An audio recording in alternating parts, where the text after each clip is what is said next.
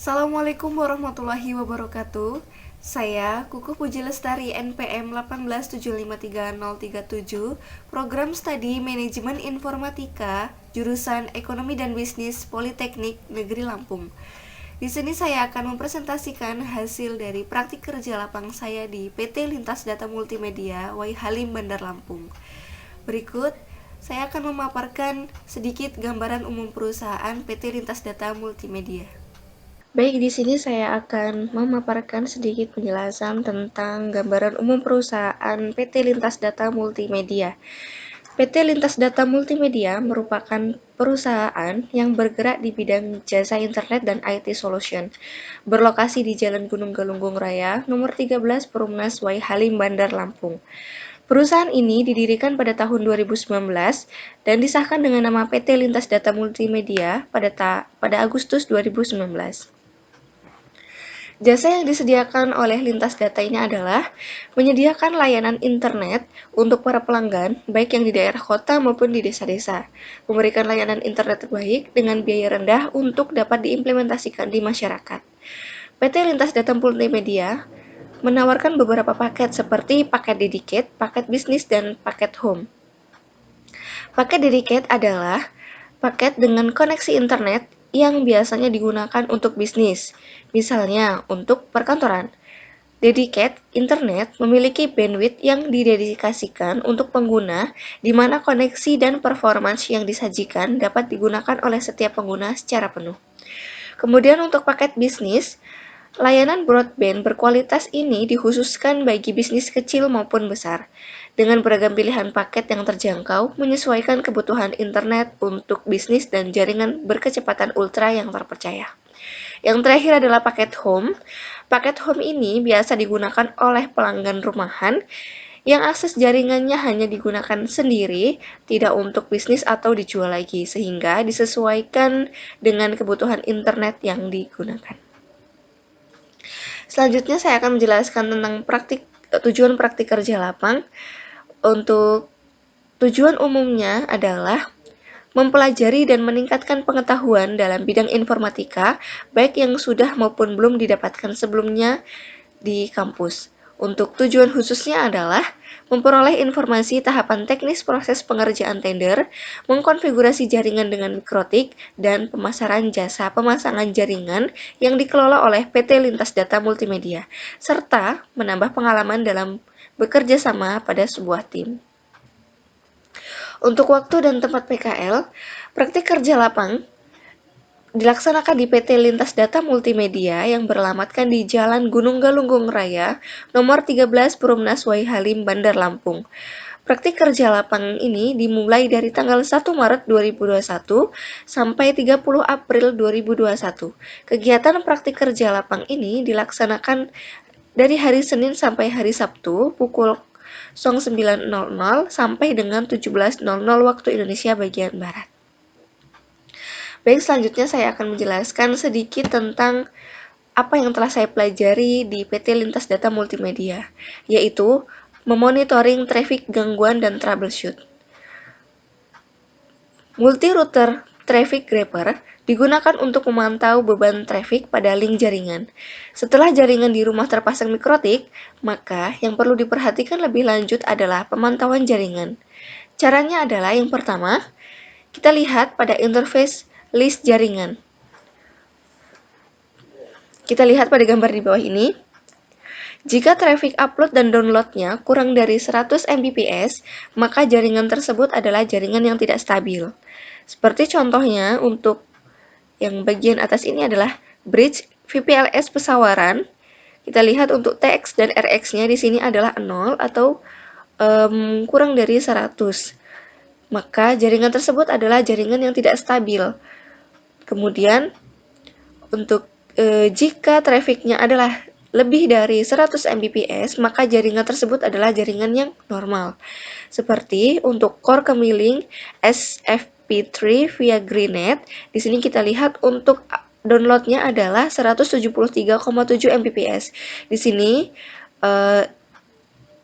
downloadnya sudah melebihi 100 Mbps, maka dapat disebut jaringan yang normal atau stabil. Kemudian, jika trafficnya 0 bps, maka jaringan tersebut adalah sedang down atau terputus.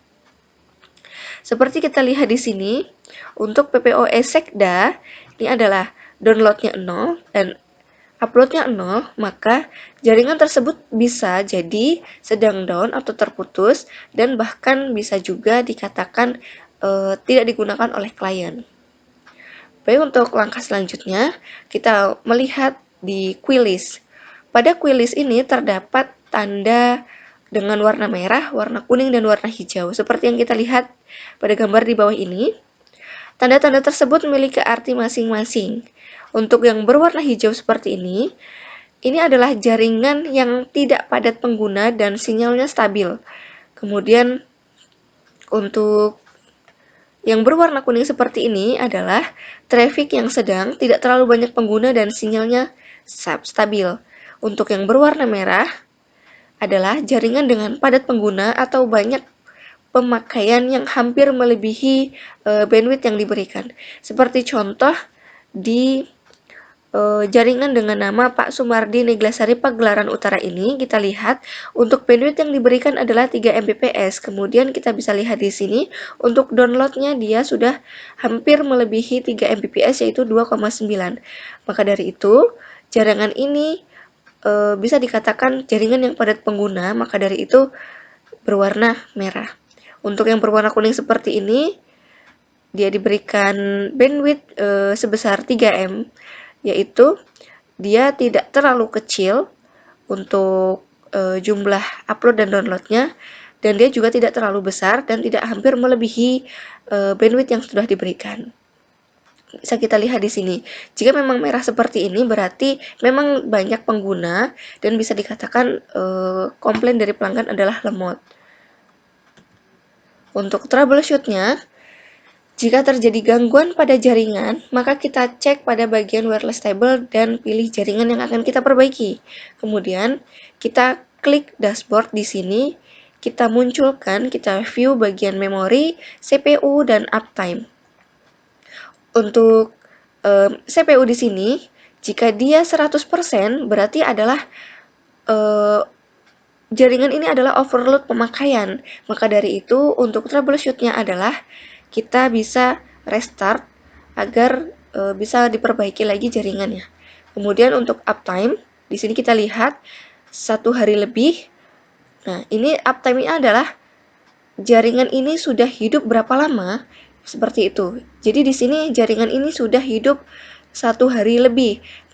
Kemudian jika jaringan tersebut sudah hidup lebih dari 5 hari atau 10 hari, kemudian klien komplain, kok jaringannya lemot atau bagaimana, maka yang kita lakukan adalah merestart jaringan tersebut agar dapat bisa digunakan kembali.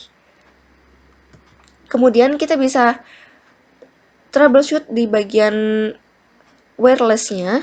Di sini kita lihat bagian frekuensi adalah 5720. Frekuensi ini mempengaruhi sinyal yang akan tersampaikan di sana. Kita ubah di sini untuk kita lihat untuk frekuensi yang kecil, kita scan terlebih dahulu frekuensinya di frekuensi usage, maka kita lihat di sini frekuensi yang kecil seperti 5115, 5715, 5680 di sini adalah frekuensi kecil. Apa itu frekuensi kecil? Adalah frekuensi yang tidak padat penggunanya. Maka dari itu, frekuensi ini bisa kita taruh di frekuensi sini agar tidak terlalu padat penggunanya, agar sinyalnya juga bisa bagus kembali. Kemudian kita simpan, kita restart agar bisa digunakan kembali. Kita cek juga jaringannya apakah sudah stabil atau belum. Baik, itulah tadi sedikit saya jelaskan tentang monitoring traffic gangguan dan troubleshooting-nya. Kemudian untuk rekapitulasi kegiatan PKL-nya adalah yang pertama, proyek pemasangan jaringan. Apa yang kita lakukan di sana? Yaitu menganalisis dan merancang solusi kebutuhan sebelum melakukan pekerjaan tender atau proyek pemasangan jaringan. Yang kedua, konfigurasi mikrotik. Yang kita lakukan adalah mengkonfigurasi jaringan pada router mikrotik dan mengimplementasikan pemasangan jaringan secara langsung. Untuk yang ketiga adalah project aplikasi. Membuat proyek aplikasi yang akan digunakan untuk perusahaan untuk membantu pekerjaan dalam perusahaan tersebut. Baik, hanya itu yang bisa saya sampaikan. Kurang dan lebihnya saya mohon maaf.